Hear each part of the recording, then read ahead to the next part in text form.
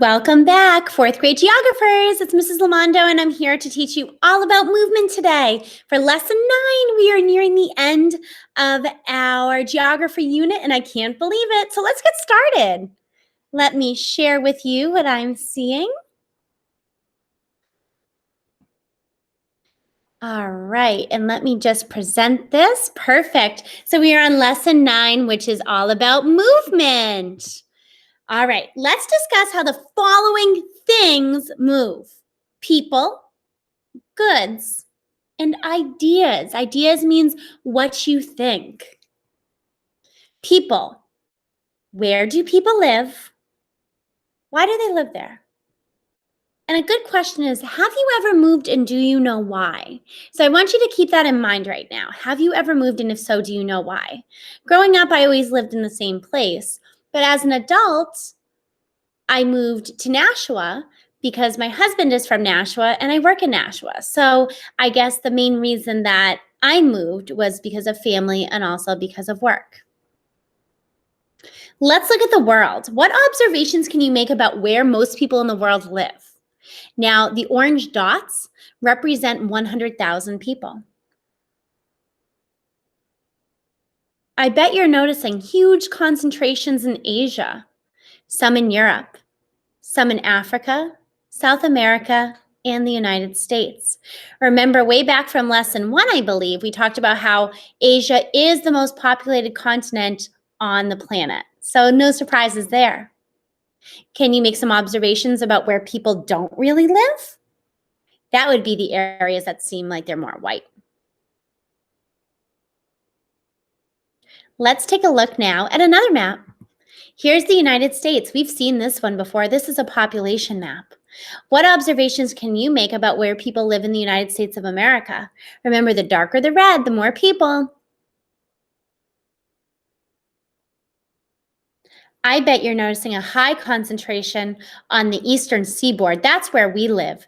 Down from Maine all the way down to Florida, there's a lot of dark red. What is interesting about the Northeast region where we live is we have what's called a megalopolis. I love that word, megalopolis. Within that word is polis, P-O-L-I-S, which actually is a Greek meaning city. We have a lot of cities on our eastern seaboard. Now that makes sense, right? Because people used to do shipping of a lot of goods and services. So that's why we see high concentrations there. We also see high concentrations on our west coast over by California, as that also borders the ocean. There's a lot of cities there as well. We're not seeing as heavy a population in the middle of our country. Now let's talk a little bit about movement of people. So urban areas are typically around waterways. Why? Because you can transport goods, just like I talked about, how we have that megalopolis, all the cities on the eastern seaboard. Why? Because people could ship goods back and forth to Europe. Now, urban areas, really busy, right? Rural areas are typically farming communities, and they were once a major part of our economy. We have less and less rural areas now than we used to have. And remember, urban areas, cities, started to get big when people started opening factories and manufacturing things. That's when people moved off the family farm and moved into the cities to work in the factories. Also, with the big urban growth or city growth came a big suburban growth. So with the advent of modern transportation, that means cars, city buses, etc., families moved out of the cities and into the suburbs. So let's see what these areas actually look like. Here is a rural area. You can see it's one house, no neighbors very close. That's what a rural area looks like. Here's an urban area. This is actually Miami, Florida. So we can see there's lots of tall buildings, lots of congestion, people packed in. And here's an aerial of a suburban area. This is even though we live in the city of Nashua, we basically live in more of a suburban area. We can see that there are houses or apartments lined up, that there are streets, but it's not super congested, not super clogged like the urban or city area. So why do people move? I mentioned that I moved to Nashua because my husband had grown up here and also because I work here in Nashua. Well, a couple different reasons. Typically, people move for economic opportunities. That means they got a new job. They have a chance for a better life. Sometimes people move to escape something. Sometimes that's war. Sometimes that's lack of food. It could be any reason. Etc. means any reason why people move to escape something. Sometimes people move for freedoms. That means to practice religions and customs. We know that the pilgrims that came over on the Mayflower moved here because they wanted religious freedom. Still to this day, we have people moving to the United States of America to escape persecution so they can practice their religion the way they see fit, because we have freedom of religion here. Sometimes it's to be near family. Sometimes it's experience. People just want to try something new.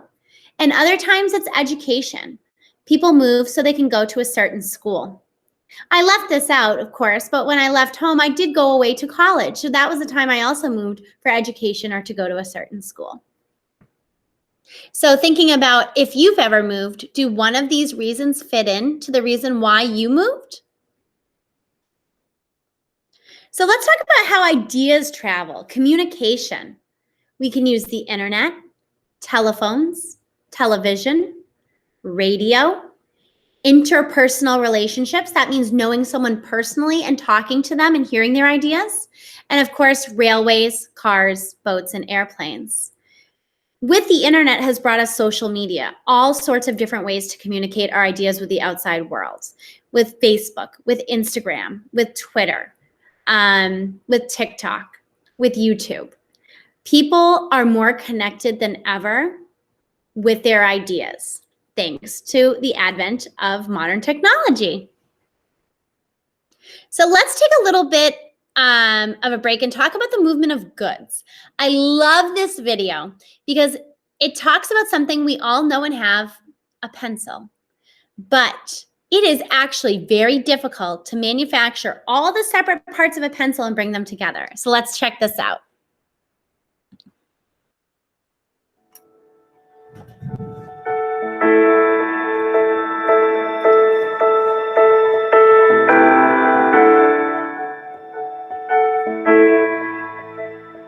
This is the world we live in. If we weren't surrounded by it every day, if we didn't take it for granted, we'd be dumbstruck by its very intricacy and brilliance.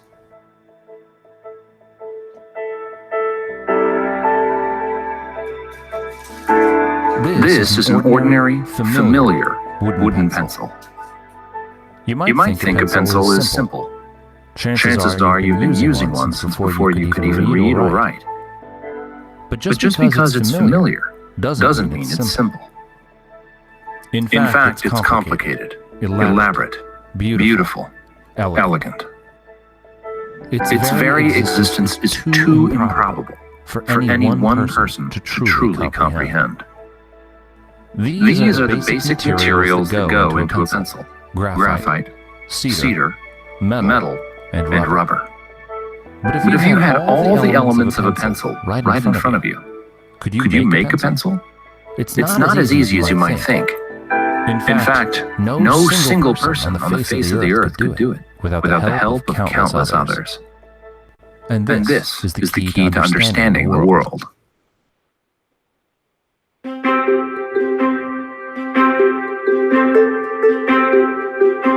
A pencil, just like you and me, is the end result of a vast and intricate family tree, a symphony of human activity that spans the globe. Through their work and knowledge, a vast number of people have had a hand in making a simple pencil. Unlike your family tree, this one begins with an actual tree. The most immediate ancestor of the pencil is a cedar tree in the Pacific Northwest. But the loggers who harvest the timber are also its ancestors.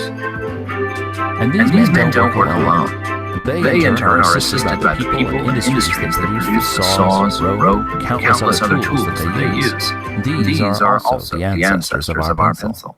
As is the waitress at a nearby diner who sells the loggers lunch, to say nothing of the thousands of people involved in producing that simple midday meal.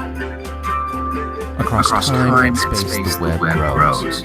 Consider the roads, trucks, ships, communication systems, and the people who design, build, and maintain them. All of them are necessary to bring the lumber to the mills and the slat factories to process them. All of them are also the ancestors of the pencil. And even with the work of all these people, so far all we have is a stained wooden slat, a naked half of a wooden body of a pencil. But its family tree is larger and more extensive. The graphite is mined in China and Sri Lanka. At the pencil factory, it's mixed with clay and heat and other materials before it's extruded, dried, and baked in a kiln. People from different continents, different cultures, cooperate to bring these materials together with waxes, kilns, and equipment from across the world. These two are the ancestors of the pencil. And the same is true of the eraser. With ingredients from around the world, it's the end result of a similarly complex and exotic branch of the family tree. As is the farouk, the metal band made from material that is mined, refined, and shipped from all over the world. Each part of the pencil is the result of the collaboration and cooperation of millions of people. Together, they form a process that is constantly changing and adapting. A change in the availability or cost of material from one place might make another source more desirable, and the process changes and adapts fluidly. And there is a fact that's still more astounding. The absence of a mastermind, of anyone dictating these countless actions which bring pencil into being. Each member of this family tree supplies only a small amount of necessary know-how needed to make a pencil.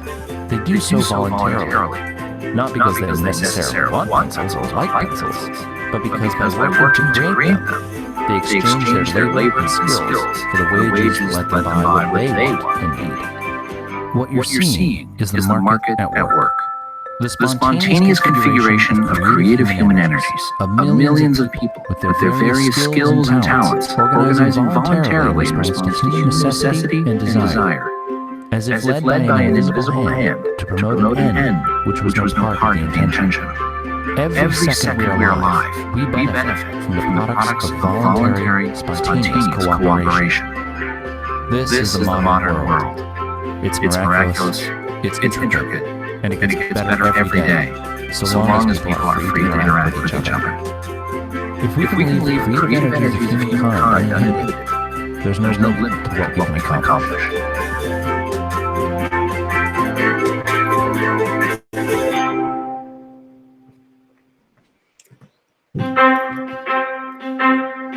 Wow. I always love that video because it makes me think about how something so simple has come from something so complex. So today, you're going to look at a movement map and complete a Google form. So let me pull that up for you now. I apologize because I don't have that. So let me pull it up real quick. I usually have that tabbed and ready to go. So let me get that for you now so you can see. All right, so we have this, and we need our last thing too. Thank you for your patience. Awesome. All right, let me share with you now what you're going to do today. You are going to take a look at a movement map. Here it is.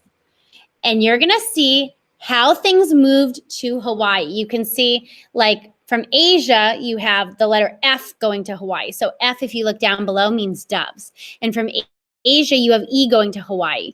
If you look down below, that's various shrubs. And over from Europe, you can see you have C going to Hawaii. C is cattle and goats. So you can see how things are moving. Again, the questions are down below. You are not going to answer the questions down below. Instead, you are going to go into the Google Forms. So let me show that to you. Okay, so you are going to use this Google form to answer the questions about the map I just showed you. Of course, your name. From which direction did coconuts first reach Hawaii? In which direction did doves travel to reach Hawaii? Which animal traveled west from North America to reach Hawaii? From which, I need to put a space in there, continent did the weaver bird travel to reach Hawaii? Which animal resource did not come from Europe? So again, you're going to go through You're going to answer those questions and they will be given to your teacher. I will see you next time for our last and final lesson of geography. I can't believe we're almost to the end of the unit. I'll see you then. I hope you have a great rest of your day. Bye.